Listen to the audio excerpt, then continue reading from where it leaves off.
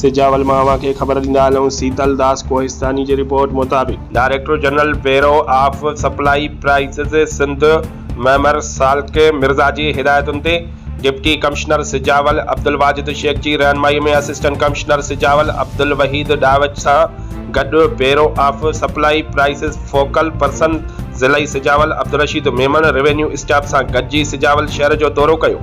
Assistant commissioner Sujawal Abdul Waheed Dawach Sujawal city जे public park चौक खां मामू लाडू चौक ताईं किरियाना फ्रूट सब्जी मच्छी गोश्त खीर जे दुकाननि ते प्राइस चेकिंग दौरान सरकारी रेट लिस्ट खां वधीक अघु वसूल कंदड़ दुकानदारनि ते ॾंड लागू कया। असिस्टेंट कमिश्नर सिजावल साहिबनि सां ॻाल्हाईंदे चयो त रमज़ानुल मुबारक जे आख़िरी ॾींहं बचिया आहिनि। उन दौरान अवाम खे सरकार लिस्ट मूजिबि रोज़मर्रा जूं शयूं मुहैया कयूं वञनि। हुन दुकानदारनि खे वार्निंग जारी कंदे चयो त सरकारी रेट लिस्ट निमाया जाइ ते लॻाई वञे ऐं सरकारी रेट लिस्ट मूजिबि अवाम खे रोज़ाने जूं शयूं विकिरो कयूं वञनि। अवाम जी शिकायत मिलण जी सूरत में कानून मूजिबि कार्रवाई करे अहिड़नि मुनाफ़िक़ोरनि वापारनि खे गिरफ़्तार करे जेल मोकिलियो वेंदो।